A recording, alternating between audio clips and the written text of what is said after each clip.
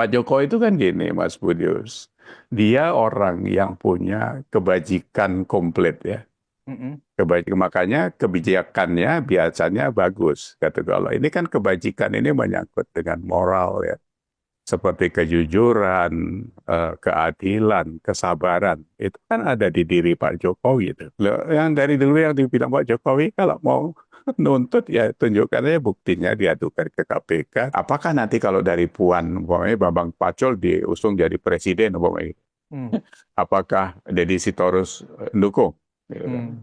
Mm. Terus sebaliknya kan gitu kan. Iya, iya. Karena bagaimanapun mainnya Puan ya kita tahu dia mau aman juga gitu kan. Mm-mm. Dia hubungannya dijaga juga sama Pak Prabowo, sama Pak Jokowi. Termasuk saya itu menunggu undang-undang perampasan aset koruptor itu. Kenapa ini sudah 5-6 bulan belum dieksekusi?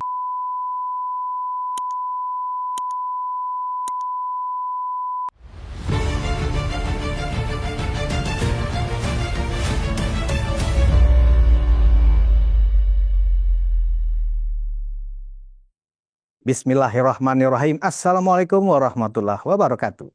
Penonton Ruang Waalaikumsalam. Konsensus Untaking Indonesia, kembali berjumpa bersama saya Budius Ma'ruf Piliang. Dan hari ini saya bersama senior saya. Nah, kemarin beliau sudah datang ke studio ini, ya kan? Tapi kali ini kembali ke markas di Sidoarjo bersama Bapak Iyas Subiakto. Apa kabar, Pak? Assalamualaikum. Salam. Alhamdulillah baik Mas Budi. Sehat, Pak ya? Ya sehat masih dalam Seolah suasana puasa ya, Pak? puasa. Rasanya. Masih Alhamdulillah masih. Pak Yas mungkin sudah Ya. lihat ya. Kemarin Pak Yas ada di sini nih. Kapan lagi nih bergabung di sini, Pak? Next week Eh, ya. kita Atau habis nunggu Lebaran? habis Lebaran aja Habis lah. Lebaran lah ya. Ya. Siap. Pak Yas, Yes. sebagai seorang senior yang sangat rajin mengamati perkembangan dunia politik kita, khususnya politik mutakhir ya. Ini Oke. perkembangan terbaru, penonton kayaknya ingin mendapatkan semacam perspektif dari seorang Iyas Subiakto. Terakhir itu sudah jelas nih Pak Yas. Ternyata perang terbuka nih antara PDIP dengan Pak Jokowi.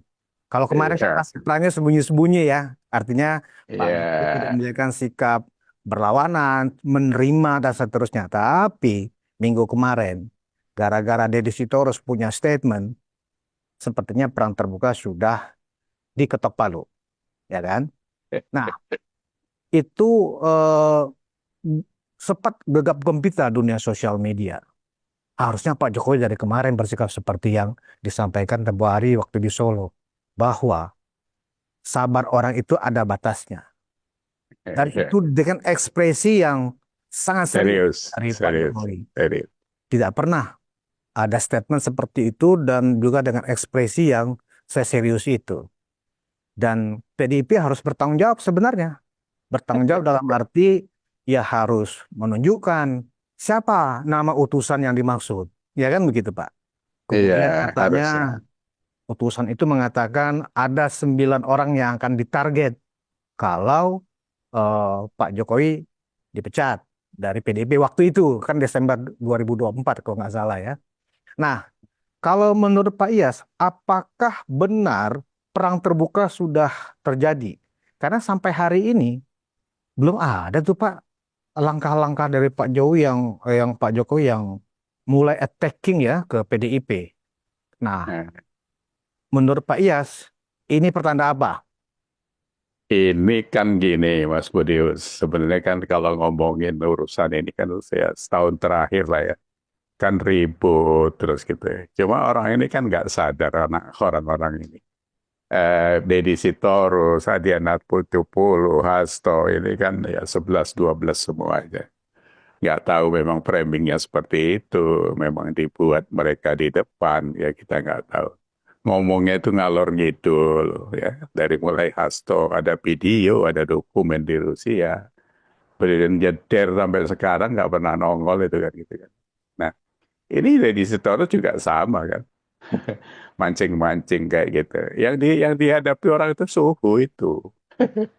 Bukan Jadi cupu ya. kalau iya bukan cupu itu suhu. Makanya dia tenang. Saya Pak Jokowi itu kan. mesem. Karena dia kalau menerima sesuatu itu kan apa ya? Pak Jokowi itu kan gini, Mas Budius.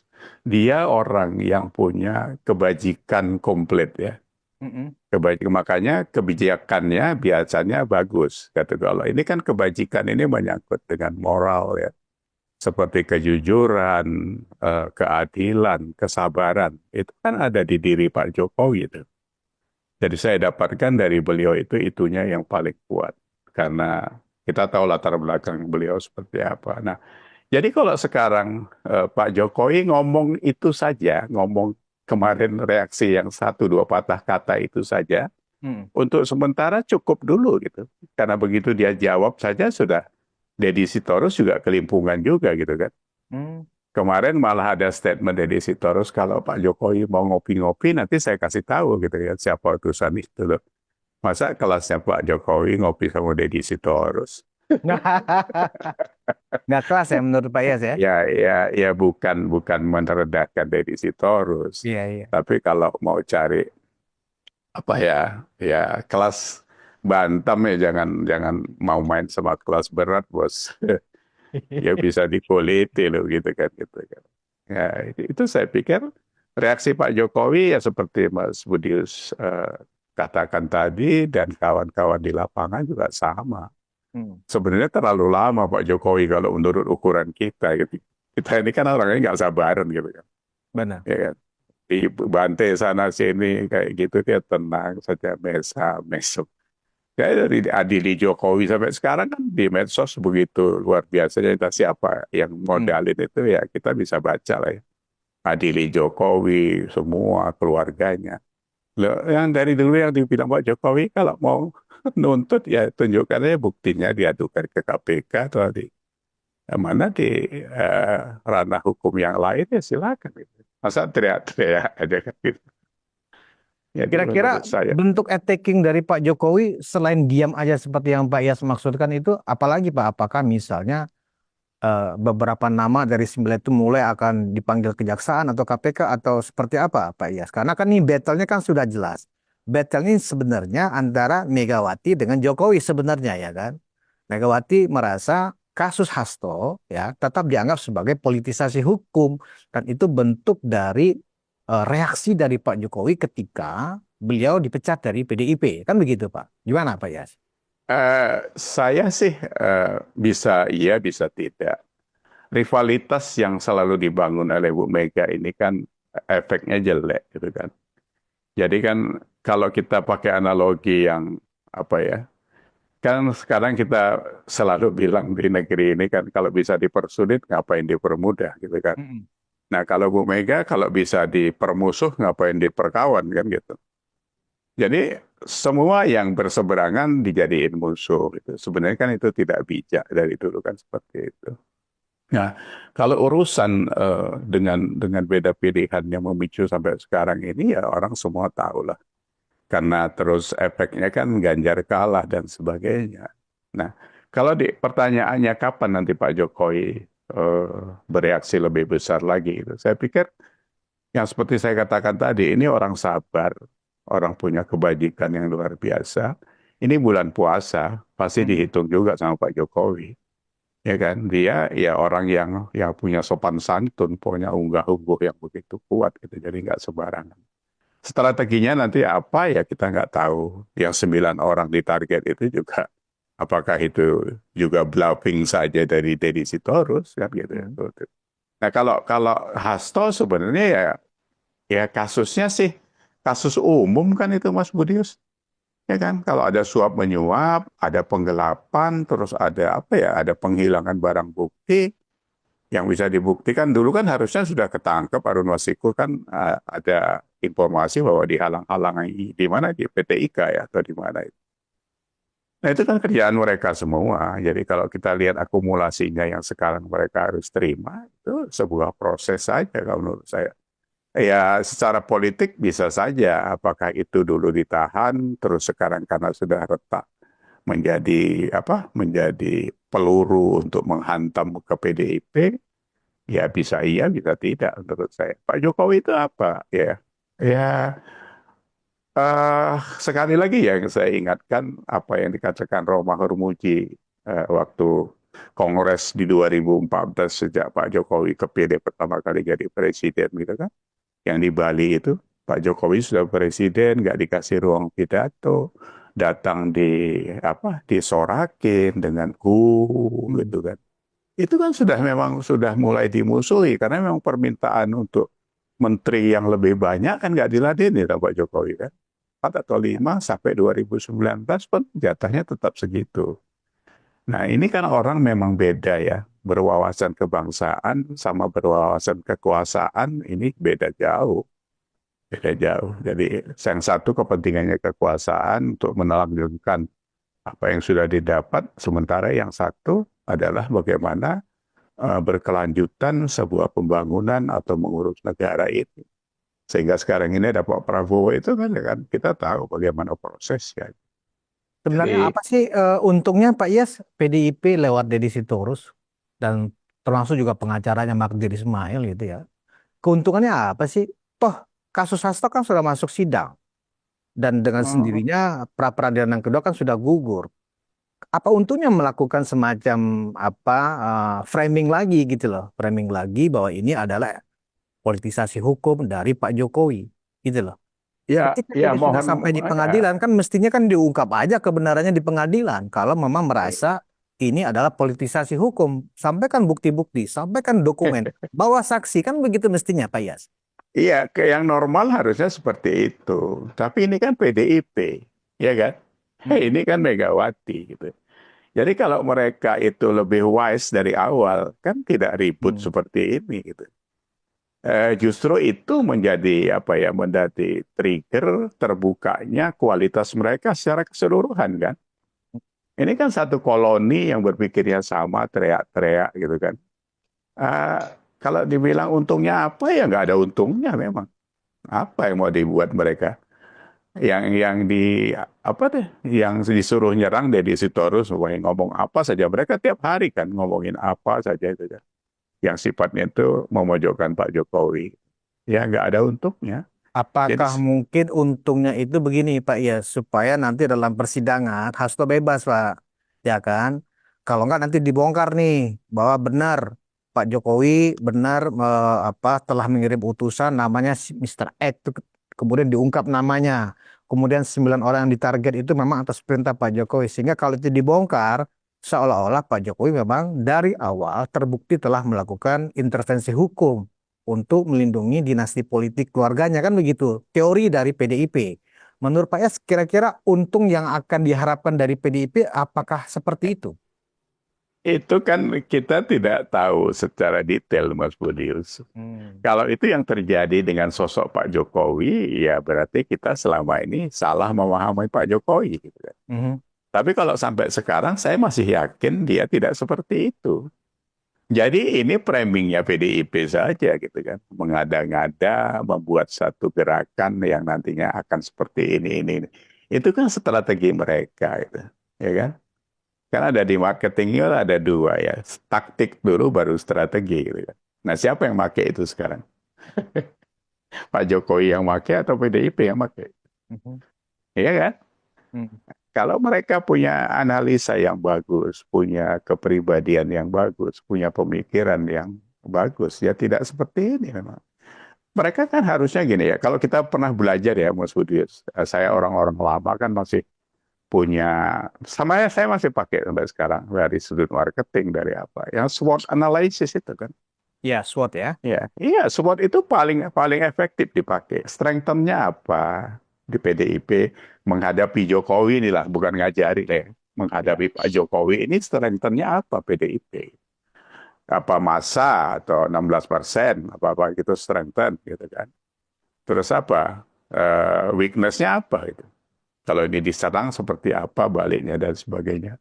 Opportunities-nya apa? Yang terakhir ancamannya apa?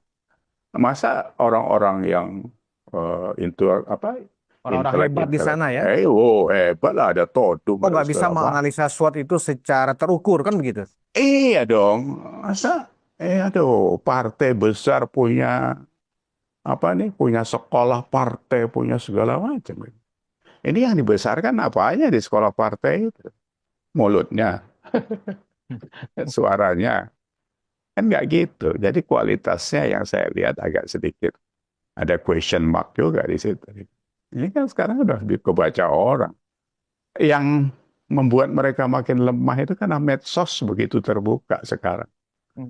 Jadi kebaca orang, teriak pagi itu langsung sampai seluruh Indonesia kan. Terus yang diomong itu ngomong kosong semua itu. Dijengkali orang sekarang. Ya, kalau sekarang mau fight sama Pak Jokowi, kalau mereka punya data, punya apa-apa yang bisa menyerang Pak Jokowi, ya silakan saja. Nanti rakyat yang akan menilai kan gitu, Mas Budius. Ya. Kira-kira persepsi publik dengan sikap PDIP yang seperti ini, apakah kemudian, oh ternyata Pak Jokowi ada begini-begini nih, kemudian menjadi ragu dengan apa dalam memberikan dukungan selanjutnya kepada Pak Jokowi dan keluarga, atau ternyata itu tidak berpengaruh di mata publik secara mayoritas? Menurut Pak Yas gimana framing yang Enggak, dibangun oleh Deddy Sitorus ini? enggak ngaruh. Nggak ngaruh. Enggak ngaruh sampai sekarang. Saya kan ngobrolnya sama kelas-kelas akar rumput di sini banyak. Mhm. Enggak ngaruh karena sekarang sudah nggak digubris.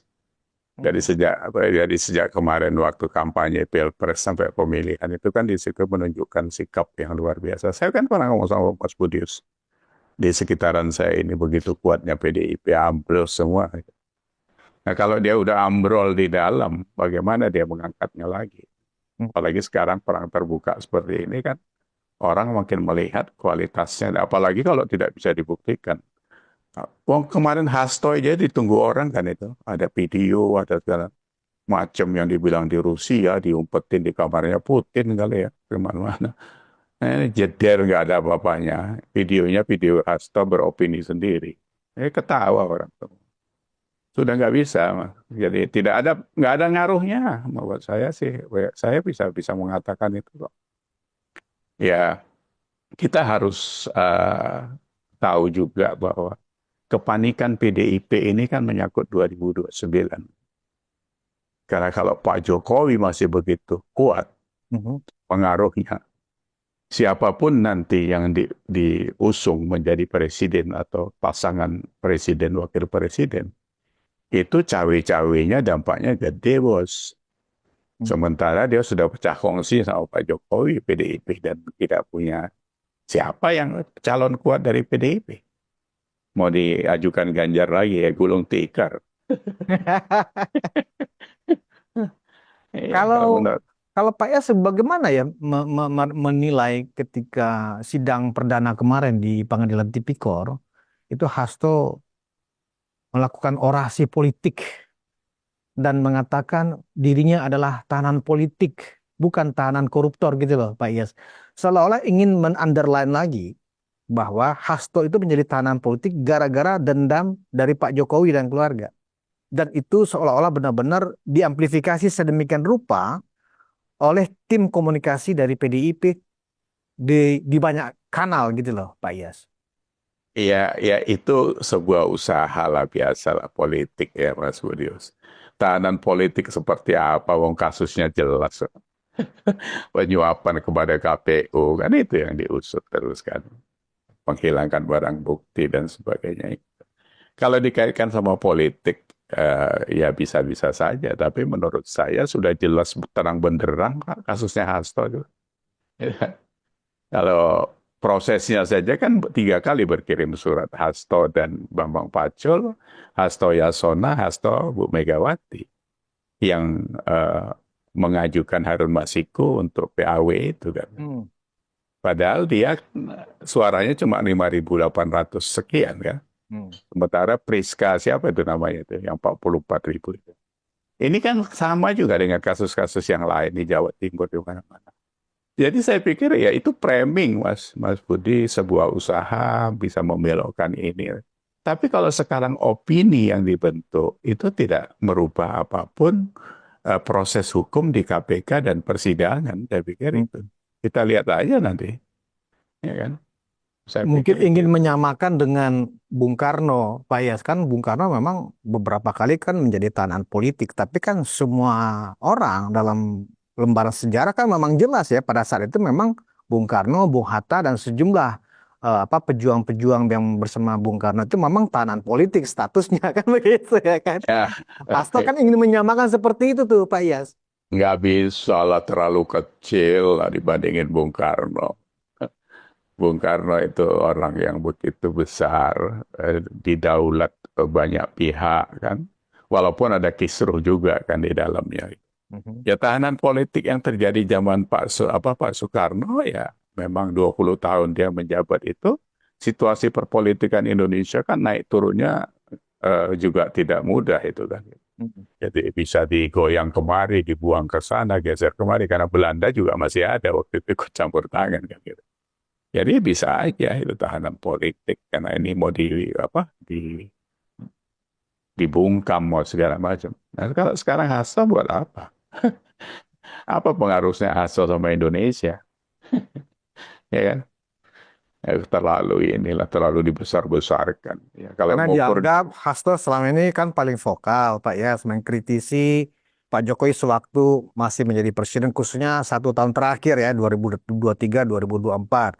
Hasto paling kritis mengkritisi khususnya ketika beda jalan saat Pilpres kan begitu sehingga kemudian karena Hasto terlalu kritis kemudian diproses hukum seperti ini, dikriminalisasi seperti ini, dipolitisasi seperti ini oleh Pak Jokowi. Dan yang menarik lagi Pak Yas, baru pertama kali ya terdakwa di Tipikor itu bertindak seolah-olah seorang pahlawan pejuang rakyat. Nah, ini kan menarik juga fenomena yang dibangun oleh PDIP ini, Pak Yas. lo gimana lah ya sebenarnya secara akumulasi kita tahu lah ada datanya semua. Perjuang seperti apa PDIP itu gitu. Kita bukan sekali lagi mohon maaf bukan mengecilkan, tapi kan ada data yang tidak bisa dihapus. Data sejak 2012 ya atau dari sejak 2002 itu kan masih memegang supremasi partai terkorup, itu kan? Hmm. Ya kan? Yang ada di saya itu sampai tahun berapa itu masih Jadi PDIP 103. masih partai terkorup. Lo masih bos, itu ya ambil aja datanya masih ada. Nah, di sana sini kan itu juga dibaca orang. Jadi kalau sekarang mau cari panggung baru seolah-olah itu menjadi tahanan politik karena apa nih eh, dibungkam atau apa kepentingan Pak Jokowi nggak nyambung bos relevansinya nggak ada. Hmm. Pak Jokowi nyerang mengkritisi setahun terakhir kan karena mulai gamang dengan tidak satu visi lagi dengan Pak Jokowi kan gitu. Pemarginalan Pak Jokowi itu kan sudah terakhir di setahun terakhir itu kan memang luar biasa kan. Ada video yang didudukkan di depan Bu Mega dengan kursi Iya, iya. kecil. Itu orang se-Indonesia itu mualnya jijiknya setengah mampu sama Bu Megawati itu. Karena itu Presiden Republik Indonesia yang dipilih oleh 86 juta orang terakhir Pak Jokowi Hmm. itu. Digituin itu kan membuat antipati. Ya makanya saya bilang itu SWOT analisisnya nggak jalan. Hmm. Kan kan itu mubazir dan itu menjadi blunder buat mereka sendiri. Sekarang ini mau bangkit berat PDIP kalau nggak ada sosok yang betul-betul bisa ikut mengangkat dia. Gitu. Tapi sekarang kalau kita mau pilah-pilah siapa yang bisa mengangkat itu? Ya kan dari luar mau direkrut sosok baru lagi. Belum ketemu sampai sekarang nggak tahu nanti 4 tahun ke depan 2029. Ya, Itu. walaupun ada pembenaran begini Pak Yas, bahwa Hmm. yang muncul di permukaan itu sebenarnya PDIP faksinya Hasto. Kan begitu, Pak.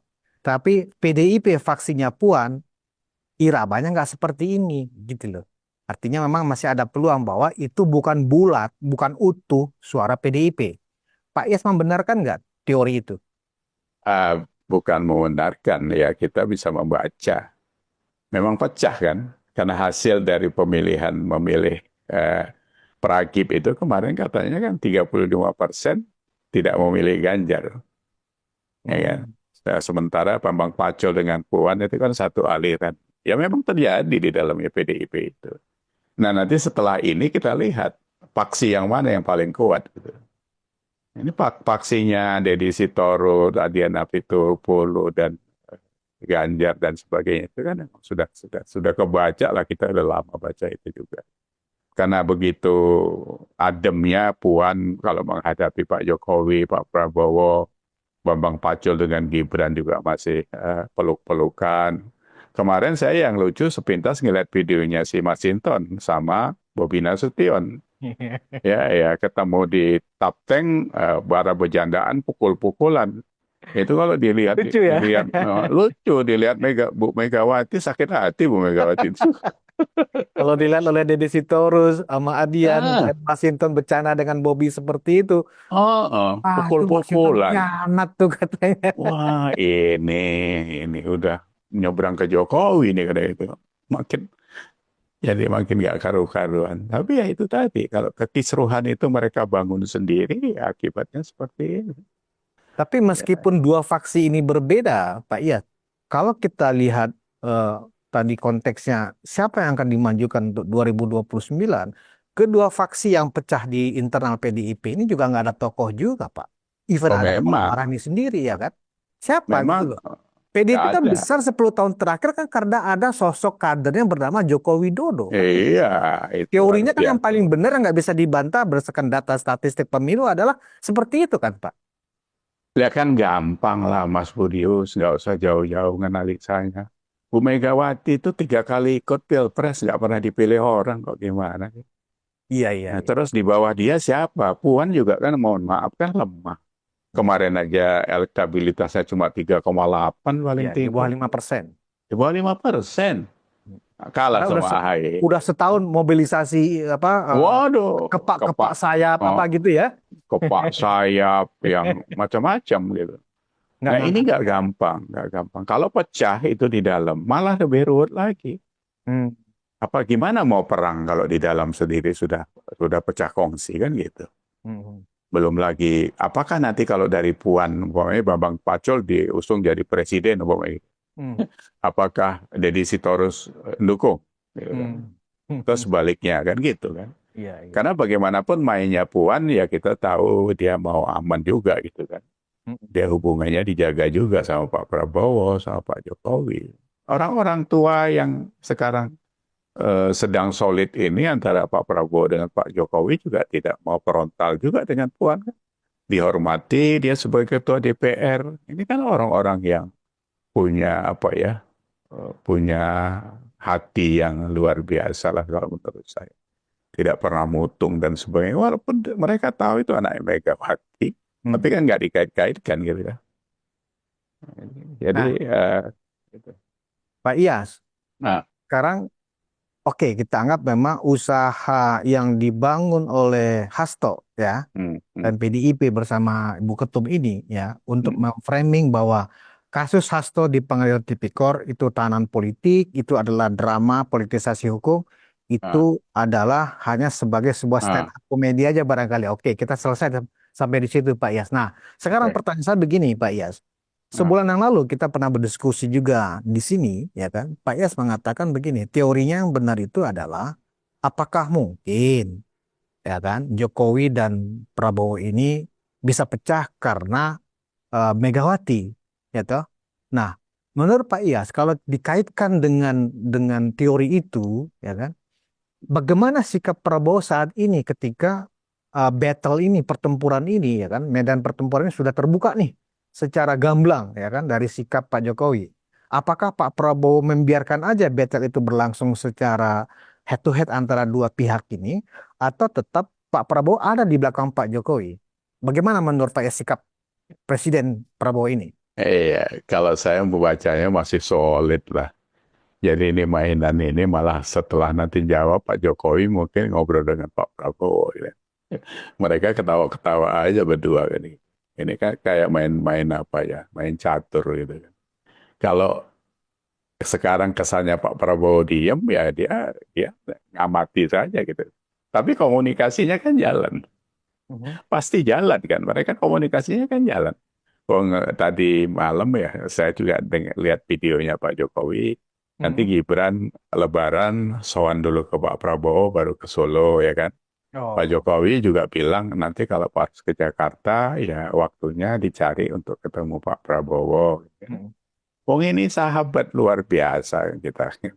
Nggak ada itu. Jadi saya pikir Pak Prabowo tetap di posisi yang satu visi dengan Pak Jokowi. Yang seperti saya katakan itu Mas Budius, bahwa sangat apa ya rugi banget kalau Pak Jokowi sama Pak Prabowo bisa dipecah sama Bu Megawati. Value-nya nggak ada, bos. Ya kan? Value yang dua ini kan begitu kuat di pasar. Kalau kita bicara pasar ya, penerimaan masyarakat dan sebagainya. Sementara value yang satu itu sekarang sedang jelek-jeleknya. Nah, kalau Pak Prabowo gambling mengambil itu untuk menggantikan ini, apa dasarnya? Apa relevansinya? Apa urgensinya kan gitu? Nggak ada, dari sudut manapun tidak bisa diterima gitu, secara teori atau apalah ya.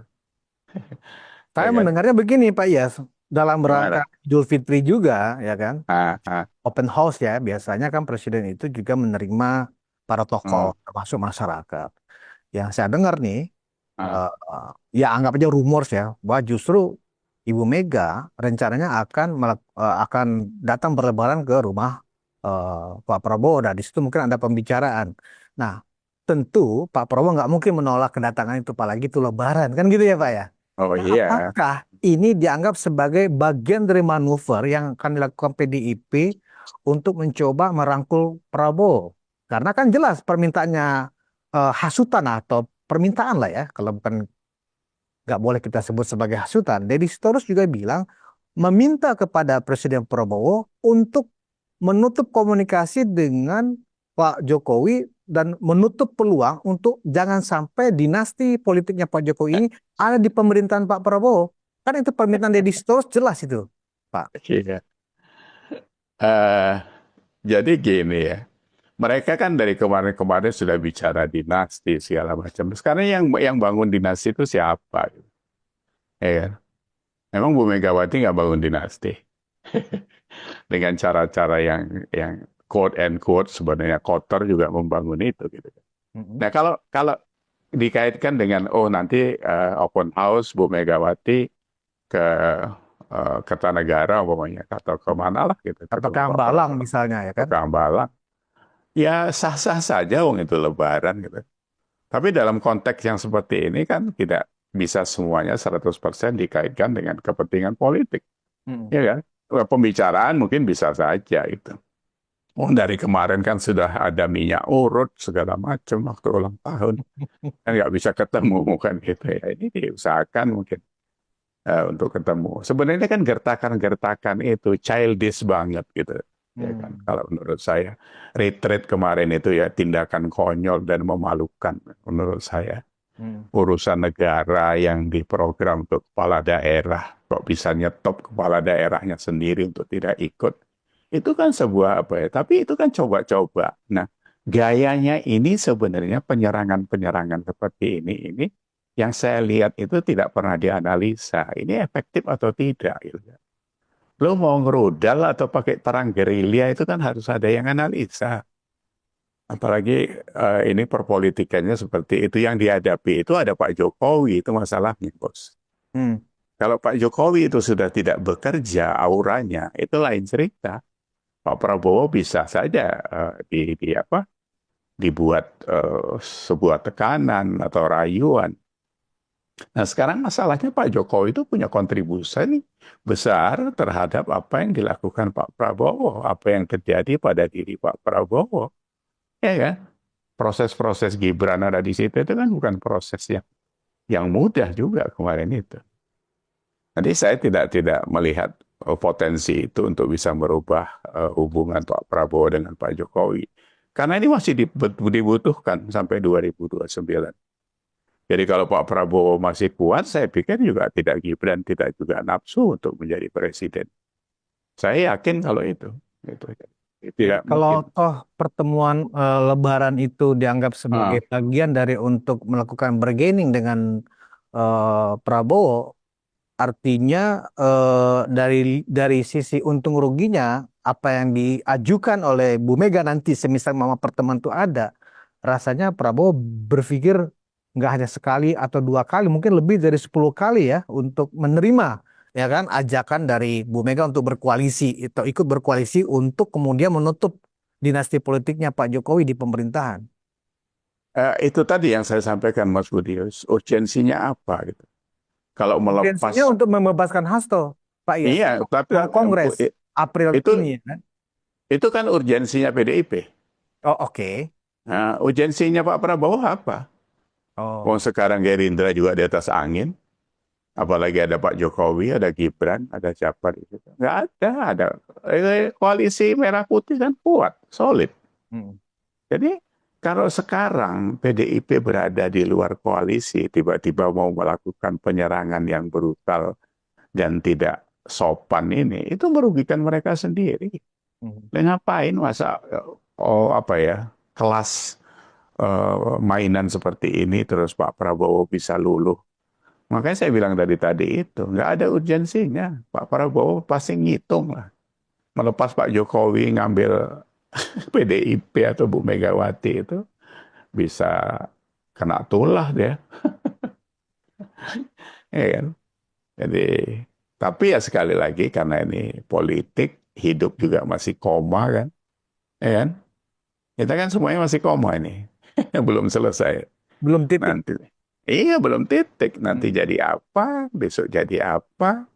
Ya, entah kata orang kan yang membalik-balik hati dan pikiran kan cuma Tuhan saja kan.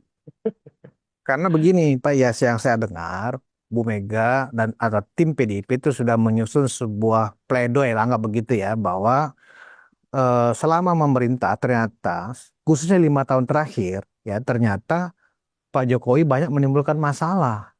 Contoh, kasus Pertamina kan terjadi di era kasus Pertamina yang mencapai 1.000 triliun kalau diakumulasikan selama hampir 4 tahun itu, ya kan, itu hampir mencapai 1.000 triliun. Kemudian misalnya BUMN karya yang semuanya sekarang lagi bermasalah, itu kan juga karena dipaksa melakukan tugas penugasan untuk membangun banyak infrastruktur, ya kan. Dan kemudian ternyata subkontraktor yang ditugaskan itu ternyata banyak menjual subkon-subkonnya ke yang lain sehingga negara juga dirugikan. Nah, sehingga eh, ingin dikesankan kepada presiden bahwa nggak ada lagi urgensinya juga untuk Presiden Prabowo terus melanggengkan koalisinya dengan Pak Jokowi, begitu kira-kira. Nah, kira-kira kalau amunisinya seperti itu yang disampaikan oleh PDIP kepada Presiden Prabowo, kemakan nggak sih sama Pak Prabowo Gini, melakukan seperti itu? gini Mas Budi, semua proses tidak ada yang namanya sempurna. Ya. Makanya kenapa di pemerintahan Pak Jokowi yang dipegang itu 5-6 menteri saja untuk nge-push target pembangunan kan gitu kan. Karena nggak semua 34 kementerian diberesin satu-satu. Nah, kalau kita ngomong Pertamina ya, 5 tahun terakhir ada Ahok juga sebagai komisaris utama di sana. Komisaris utama itu kan sakti sebenarnya, yang dibilang Hotman Paris itu kan. Jadi jangan sekarang teriak-teriak seolah-olah dia punya. Kemarin itu katanya punya data segala macam. Begitu datang malah dia yang kaget datanya Kejaksaan Agung lebih detail daripada dia. Ini kan omon-omon lagi. Terus apa lagi? BUMN. Saya tahu memang syarat bayarnya itu kawan saya di Medan ada yang sampai meninggal nggak dibayar. Mhm. Ya. Tapi itu kan proses yang dilakukan berlapis-lapis sebenarnya gitu. Jadi kementerian-kementerian itu kan sebenarnya mereka bertanggung jawab. Ya bukan kita menyalahkan Erick Thohir karena pemainan di bawah ini kan licinnya setengah mampus juga. Tidak bisa dikontrol lapisan layernya dari mulai Erick Thohir ke bawahnya layernya begitu luar biasanya. Nah sekarang yang perlu kita harus terima itu adalah bagaimana dari hasil pembangunan itu. Ya kan? Jalan tol dan sebagainya, WOS dan sebagainya itu. Kalau kurang lebihnya sudah pasti ada. Orang yang tidak terbayar itu seberapa besar. Kalau itu menyangkut dengan BUMN, saya pikir kan diselesaikan sama negara. Tinggal nanti bebannya ada di mana. Karena tahun ini katanya bayar cicilan hutang 400 triliun, 600 triliun. Saya dengar yang seperti itu. Jadi yang harus dilihat itu gini Mas Budius. Seperti yang kita katakan, tidak ada kesempurnaan Tidak ada bagi seorang kesempurnaan.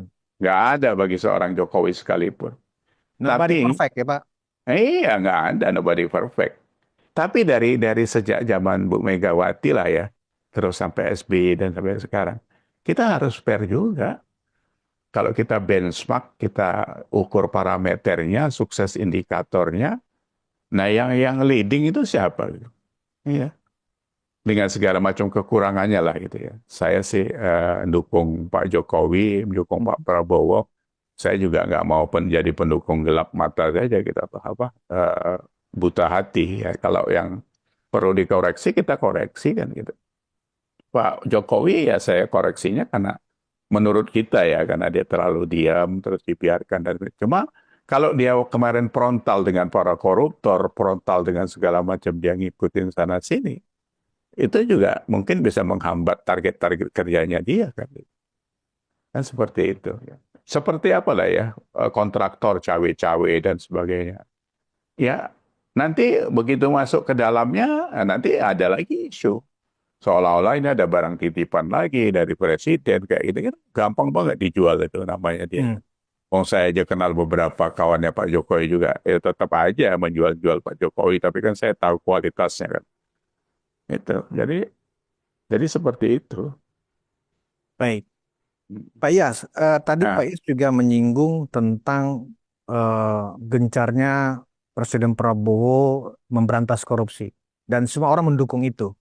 Ya, 1000% kita semuanya mendukung apa niat dan gebrakan-gebrakan yang dilakukan oleh Presiden Prabowo dalam memberantas korupsi. Karena memang untuk mencapai pertumbuhan perlu ada FDI yang bagus ya. Perlu ada investasi yang masuk ke Indonesia. Tapi persoalannya adalah pemberantasan korupsi itu kan ingin menunjukkan ada kepastian hukum, ya kan?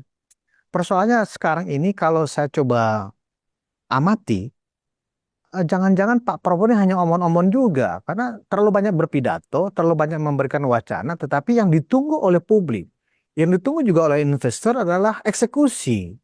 Misalnya kasus Pertamina ini sampai sekarang belum masuk juga ke tahap apa pelimpahan kepada penuntutan gitu loh. Sementara kan publik ingin mendengar ini bagaimana para tersangka ini kalau perlu seperti yang disampaikan oleh Jaksa Agung ini bisa saya ajukan tuntutan hukuman mati kan seperti itu.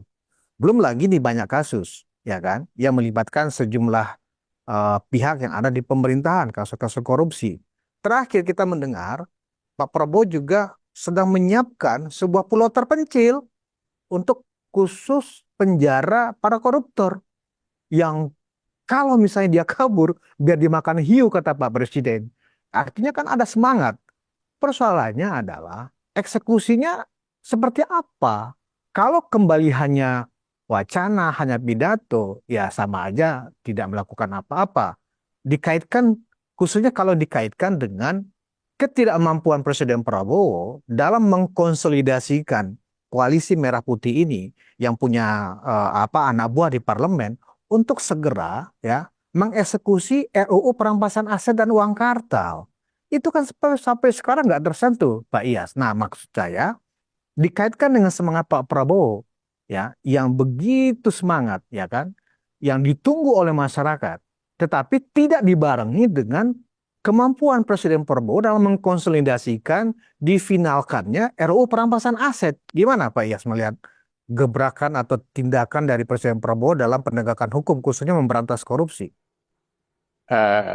satu pertama saya mau jawab soal Pertamina kenapa tidak dilimpahkan sampai hari ini dan sebagainya.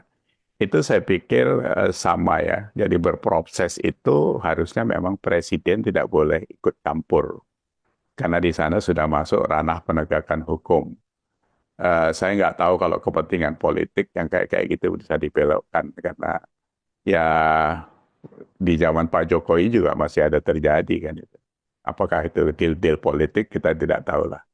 Beberapa menteri yang masih langgeng sampai sekarang itu kan kemarin dia ada kasus-kasus yang tidak lanjut juga gitu ya. Atau Ya. yang seperti itu apakah buktinya nggak ada atau apa kita kan nggak bisa masuk ke ranah itu Mas Budius. Ya, Yang kita baca itu adalah bahwa saya setuju sekali dan masyarakat setuju sedang menunggu kita ini, termasuk saya itu menunggu undang-undang perampasan aset koruptor itu. Kenapa ini sudah 5-6 bulan belum dieksekusi? Mm. Nah, kalau dulu kan Bambang Pacul bilang tunggu perintah komandan, katanya gitu kan. Karena Korea kan nggak kuat, katanya gitu. Nah, Mm. sekarang ini yang ditunggu perintah siapa lagi gitu kan. Di sana ada Dasko, ada Habibur Rahman, ada siapa-siapa lagi yang setiap hari juga runtang-runtung sama Mbak Puan kan gitu. Apa ini juga menjadi satu pembicaraan dengan pola koalisi yang lain bahwa Mm. ini harus ditahan, harus memang tidak diadakan gitu. Kalau sampai itu tidak terjadi, itu kemunduran menurut saya. Jadi pidato Pak Prabowo kan saya sudah sampaikan, jangan kebanyakan teriak, nanti sakit leher. Jadi yang penting eksekusi saja dulu satu ini yang ditunggu masyarakat. Karena nanti dari situ sebagai alat untuk apa ya mencegah itu bisa bekerja atau tidak gitu kan. Karena nanti Iya. ada ukurannya kan gitu. Nah, kalau tentang pulau, saya pikir ya sah-sah saja. Saya yang lalu juga usulkan kalau nanti bangun pulau untuk khusus koruptor, ya 6 bulan aja dikasih makan. Sisanya kasih bibit singkong, dikasih bibit pisang, kasih ayam, kasih apa supaya mereka buat makanan sendiri gitu kan. Nah, kalau undang-undang perampasan asetnya dieksekusi, itu bisa paralel untuk mengantisipasi kalau masih ada koruptor yang berani kan gitu kan. Ya. Tapi kalau kalau sekarang kan ininya belum jadi, jangan jangan pulaunya yang diurusin. Itu 2 tahun juga belum selesai. Sementara APBN tetap aja diincar orang-orang ini kan gitu kan. Kan Pak Mm. Prabowo kan mau menyelamatkan APBN yang bocor 30% itu kata Jaksa Agung malah ya. Ini kan eh, proses yang perlu cut off-nya itu harus jelas gitu. Jadi efisiensi sudah dilakukan. Mm. Ini sekarang harus apa yang dilakukan. Jadi kalau perampasan aset itu saya pikir menjadi momok kalau Kendalanya di menurut mana saya. ya, Pak Iyas? Karena Ya, RUU perampasan aset itu kan terakhir Pak Jokowi sudah mengajukan surpres 2 kali kalau nggak salah, ya kan? Tetap nggak ya. digubris oleh DPR pada saat itu. Kemudian di era Pak Prabowo juga belum ada surpres baru untuk mendesak parlemen untuk segera membahas dan mensahkan segera RUU perampasan aset itu. Kendala Pak Prabowo di mana? Atau jangan-jangan juga Gerindra termasuk dari partai yang juga tidak sepakat untuk membahas itu atau memfinalisasi RUU perampasan aset. Nah, kalau memang seperti itu dugaan kita, buat apa ada pidato-pidato akan saya kerja sampai ke Antartika, ya kan? Saya akan bikin penjara di pulau terpencil karena tidak ada efek jera yang menakutkan orang atau pejabat, ya kan? Dengan perampasan aset itu benar-benar dimiskinkan itu Pak Iyas. Kalau nggak ada ancaman dimiskinkan dari lingkaran keluarga semuanya dengan RUU perampasan aset itu, artinya apa? Pemberantasan korupsi. Kalau seperti ini ya masih hanya sebatas wacana, Pak Iyas. Iya, jadi saya setuju memang. Jadi, tapi kita juga tidak menutup apa ya. Ini kan sudah menjadi rahasia umum. Siapa sih di Senayan sana yang nggak makan uang haram? Ya kan? Kan Deddy Sitorus sudah bicara di depannya Pak Yusril di ILC ya. Hmm. Butuh duit 30-40 miliar untuk masuk ke Senayan. Itu ngembaliin modalnya bagaimana kan? Jadi kalau saya pikir ada konsensus pula di situ untuk ini tidak diteruskan. Kan? Kalau itu yang terjadi, kita hopeless sudah. Jadi apa yang mau dikurangi itu? Atau memang sudah dibuat aja lah disisihkan dari APBN itu Hmm. untuk partai 1.000 triliun gitu. Jadi nggak usah pakai korupsi lagi gitu. Dibajetin aja sekalian itu jadi beban negara kan gitu kan. Mau cari makannya kan dari situ semua mereka. Dari proyek, dari hengki-pengki, dari macam-macam. Itu kan nggak udah sudah menjadi rahasia umum. Kita tahu di lingkungan saya ini ya kita tahu. Kawan saya kan banyak juga di anggota DPR, PRG kan gitu. Ya, itu tadi tinggal Pak Prabowo bagaimana menghitungnya. Kalau sampai hari ini juga tidak terlaksana, belum dieksekusi, belum ada kabar dan sebagainya itu memang buat kita cukup mengkhawatirkan. Bagaimana? Kalau cuma pakai teriakan aja, himbauan teriakan, aduh, sama Tuhan ya udah nggak takut ya, apalagi himbauan. Ya. Jadi agak Hopeless. sedikit rawan, Pak Yas tadi hopeless. menggunakan istilah hopeless. Ya, Hopeless kepada pendukung Prabowo aja atau ini hopeless kita seluruh rakyat kalau memang ya, RUU perampasan aset itu tidak berhasil diselesaikan oleh pemerintahan bersama DPR sekarang. ya saya pikir mayoritas karena kita ini sudah merasakan bagaimana sakitnya di akar rumput ini. Ini bukan soal koruptor aja di akar rumput ini sekarang yang terjadi perusakan-perusakan itu penegakan hukum, kepastian hukum sudah tidak ada lagi hampir tidak ada. Mhm. Mau ngadu kemana? Kemarin saya ngobrol di Bali kemarin saya kan ngobrol dengan kemanaan saya dan kawan-kawan. Itu gimana caranya supaya polisi itu dibubarkan duluan. Sampai seperti itu. Hmm. Itu anak kemanaan saya itu umurnya sekarang berapa ya? 36, 40. Itu anak-anak muda itu kan. Itu sampai ke sana loh kalau nyerempet soal penegakan hukum. Jadi begitu muaknya mereka. Ya tidak semua polisi jelek, tapi mayoritas keadaannya seperti itu. Termasuk di Bali. Kemarin saya juga ngobrol dengan salah satu satpam. Itu satpam yang berantem dengan bule. Mhm. Yang jelas-jelas bule itu mabuk, mukul kepala satpam pakai botol bir. Itu yang masuk penjara satpamnya, bos. Oh ya, sampai Karena sebegitunya iya parahnya ya sebegitu ya. penegakan Parah, hukum ya. parah. Itu masih ada itu satpamnya ada di hotel Alu apa? Saya tidur di Uluwatu itu. Itu dia bilang saya sampai berpulang kemarin ngobrol sebentar. Parah itu kan. Dipukul pakai botol bir itu. Yang masuk penjara yang dipukul itu ya, kepalanya pecah itu. Bulenya bebas. Bolehnya bebas. Orang itu bilang ini kekuatan dolar di situ kayak gitu, Pak. Oh, Parah, parah, parah. Nah, ini jadi kalau kita tarik lagi seperti tadi, ya memang agak sedikit riskan kalau Pak Prabowo tidak sampai bisa mengeksekusi undang-undang perampasan aset atau kan sudah gembar-gembor di medsos, tapi saya pikir itu framingnya orang saja, belum tentu iya. Kan mau dibuat Perpu kan itu. Kalau itu sebenarnya kan kalau kalau mau cepat ya Perpu aja kan. Nggak usah nunggu DPR. Kalau DPR nggak mau dibuat aja Perpu. Presiden kan bisa buat Perpu kan. betul. Iya, buat aja hari ini Perpunya keluar. Langsung aja ada hukuman mati kayak apa segala macam. Jadi Ya. Pak Yas melihat shortcutnya adalah kalau misalnya memang secara formil ya, secara prosedural RUU perampasan aset itu juga tidak disepakati oleh partai yang ada di parlemen, Presiden berinisiatif segera menerbitkan Perpu untuk menjalankan Undang-Undang perampasan aset, begitu ya, Pak? Iya, isinya apa saja kan tinggal diatur. Mau hukuman mati, perampasan aset, apalagi itu kan bisa dibuat.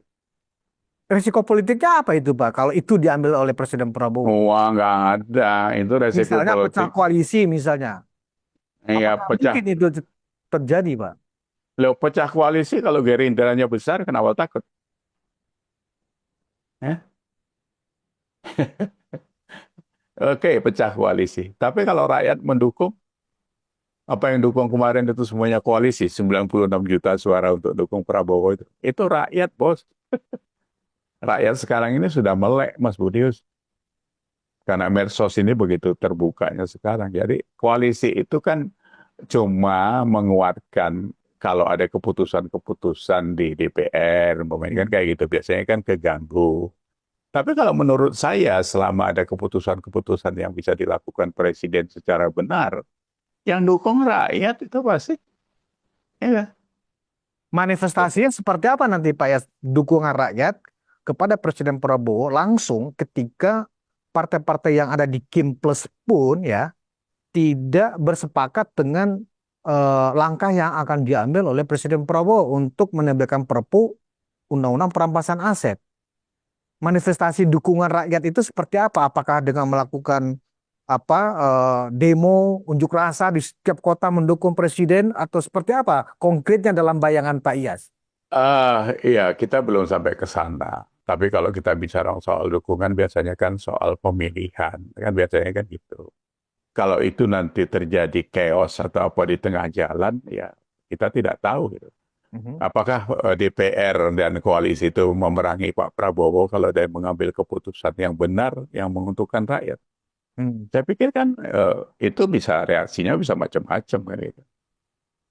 Jadi kalau sekarang wadahnya sih belum ada. Wadahnya ya kalau kita mau gabung ya ke Gerindra semua kan gitu. Kalau Pak Prabowo mengambil sikap yang benar untuk Indonesia, kenapa tidak? Kan gitu. Kalau kita Kalau bicara itu. insting Pak Iyas, ya menurut insting nih ya. Presiden punya nyali nggak untuk menerbitkan Perpu, menerbitkan apa, mensyahkan undang-undang perampasan aset? Harus. Harus punya nyali. Harus. Karena apa? Karena Pak Prabowo sudah membuka dengan pidato. Ya. Kalau itu tidak dilanjutkan, pidatonya jadi musprovos. Nanti jadi Maksudnya kayak apa? ya ya. Jadi kayak Bu Megawati lagi nanti mau datengin KPK, Kapolri, Hasto ditangkap dia nggak Oh, datang-datang. Ini kan janji politik seorang presiden itu kan bukan murahan. Itu yang harus dijaga. Jadi kalau Pak Prabowo membuka statement di mana-mana tentang pemberantasan korupsi, terus dia tidak melakukan langkah-langkah bagaimana mengakomodir itu, membuat satu alat yang bisa dipakai untuk mengeksekusi itu. Ya alatnya kan ada di tangan Pak Prabowo, nggak bisa dibuat perpu kok presidennya kan. hmm. Nah kalau itu nggak dilakukan berarti kan ya nanti orang bilang oh ternyata omon-omon aja nih. Ini terus Hmm. terang ya di medsos sudah mulai ada seperti itu loh. Oh ya, Oh iya. maksudnya Presiden Prabowo nampaknya ternyata Nah, omong-omong begitu ya penilaian di iya, iya, publik. sudah mulai ada, sudah mulai ada. Oh. Walaupun tidak terlalu masif ya. Saya di Facebook saya itu kan ya ada 5 ribuan lah kawan-kawan di situ. Itu Walaupun sudah ada mereka Pak. itu basisnya adalah pendukung Prabowo. Oh iya, basisnya Oh. pendukung Prabowo. Yang ikut di saya itu kan basisnya sama. Hmm. Makanya saya bisa ngukur sebenarnya. Walaupun satu-satu masuk ya dari sebelah-sebelah. Tapi kebanyakan ini. Ada yang minta pendapat, ini gimana sih kalau ekonominya kayak gini, apa yang terjadi dan sebagainya. Hmm. Nah, kemarin saya dari Malang juga ditanyain Sekdes, ada salah satu Sekdes tanya, Pak Biakto, saya minta waktu sebentar ngomongin soal ini. Soal pupuk segala macam kesulitan ini, kita kira ke depan bagaimana dengan Presiden Prabowo gitu. Loh ini diamati orang gitu. Apalagi kalau isu politik ini kan yang paling apa ya, yang paling kalau di highlight ya nomor satu dia untuk bisa segera diberantas karena orang merasakan gara-gara koruptor semuanya jadi berantakan kan gitu. Nah, kalau 30% kan 1.000 triliun itu Mas Iya, Budius. kebocorannya. Iya, gila itu. Kita ngasih makan bergizi gratis saja 171 triliun. Sudah napasnya sesak, yang 1.000 triliun diembat orang gitu kan. Hmm. Itu luar Lebih dulu biasa. mana menurut Pak Iyas? Menyiapkan penjara di pulau terpencil atau menerbitkan Perpu perampasan aset? Lebih dulu mana yang harus dilakukan oleh Pak Prabowo? Jadi kalau perpunya jalur jaranya mau disiapin silakan atau suka miskin tetap ada tapi penjaganya diganti semua. Jadi Pak Iyas lebih melihat yang lebih Urgent. prioritas, Ya. yang lebih urgent dan prioritas adalah perampasan aset dulu disahkan. Perampasan aset karena itu membuat kemiskinan itu kan menjadi momok Mhm. buat keluarga-keluarga koruptor. Koruptor di Indonesia ini sebenarnya harus kita akui. Yang menikmati itu kan satu keluarga. Jadi mereka tahu bahwa itu bapaknya itu korupsi itu tahu mereka. Kan dinikmati gitu. Dinikmati rame-rame gitu. Makanya kemarin tuh contohnya kan Sahrir apa? Yassin Limpo itu kan sampai anaknya aja bisa ngeklaim renovasi kamar ke kantor. Itu kan karena dia melihat ada peluang itu gitu. Hmm. Nah, ini kan kalau kalau itu dilakukan menjadi miskin itu kan takut orang kan. Betul. Miskin sekeluarga lagi ya kan? Oh, mungkin sekeluarga kalau itu habis disita itu kan habis itu. Jadi memang dinolkan kan gitu. Oh, berat itu, Bos. Jadi Yang biasa. penjara terpencil itu hanya bonus ya, mungkin ya bonus, Iya tapi itu kalaupun mau yang ditunggu sebagai sesuatu yang memberikan harapan itu justru bagaimana pemerintah dalam hal ini Presiden Prabowo mengambil sikap tegas, ya kan, membuat semacam perpu perampasan undang apa, oh, undang-undang menjadi perpu perampasan aset. Itu yang lebih Ya. ditunggu dibanding menyiapkan penjara terpencil itu. Iyalah, penjara itu satu biaya, ya kan. Infrastrukturnya, struktur penjaganya, dan sebagainya. Ngapain buang-buang duit ke sana? Bagus dibuatin Perpu atau undang-undang perampasan asetnya dieksekusi, langsung dikerjakan gitu ya. Jadi itu langsung. Apalagi kalau dia berlaku surut, oh asik kita, ya nggak? Iya. PDIP juga banyak yang miskin mendadak itu. Oh lah itu bukan miskin mendadak, itu partainya pun bubar. Ya, ya kan? Nah, kembali Pak Iyas sebagai closing statement ini, Pak Iyas, Hmm. akhirnya kita mengarah kepada dari tadi kita bicara bagaimana sikap Pak Prabowo terhadap battle ya, pertarungan antara PDIP melawan Pak Jokowi dan keluarga. Ternyata ujungnya semuanya adalah kembali kepada ketegasan Presiden dalam menetapkan, menyelesaikan undang-undang perampasan aset. Dan itu tergantung nyali Presiden sendiri. Sebagai closing statement, apakah kita memang berharap seperti ini rasional, realistis, apa bukan kepada Presiden? Iya, saya pikir ini bobotnya besar, Mas Budius. Jadi kalau tadi soal Pak Jokowi merespon Deddy Sitorus dan sebagainya itu remah-remah aja menurut saya. Remah-remah. Remah-remah saja itu diselesaikan, dibiarkan aja pun nanti kalau itu datanya nggak nongol ya hilang sendiri saja. Ya. Justru kita fokusnya kasih masukan ke Pak Prabowo. Kita ini kan pendukung Pak Prabowo, ya, bergeser dari Pak Jokowi ke Pak Prabowo. Masukan-masukan seperti ini harus didengar, gitu.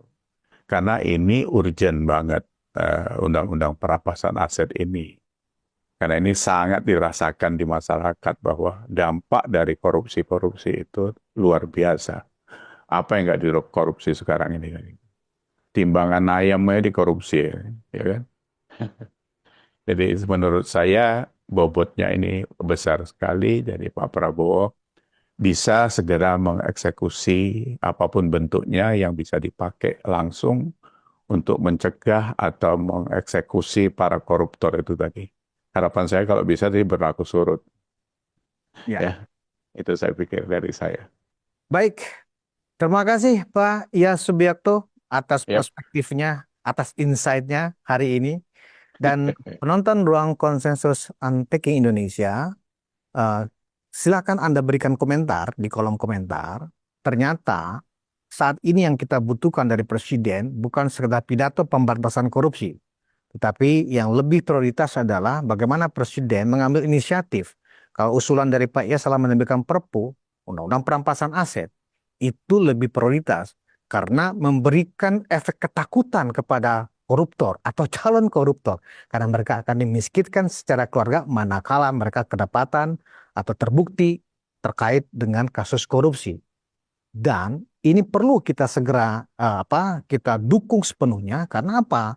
Program-program populis yang dilakukan oleh pemerintah saat ini ya seperti MBG ya kan, kemudian juga swasembada pangan ya, perumahan rakyat itu butuh dana ratusan triliun. Kalau tidak dibarengi ya dengan undang-undang perampasan aset, bisa jadi MBG dan proyek-proyek populis yang memakan dana triliunan itu di kemudian hari juga akan ada kasus korupsi yang mungkin nilainya lebih fantastis. Demikian dulu dan kita berjumpa di episode selanjutnya. Wassalamualaikum warahmatullahi wabarakatuh.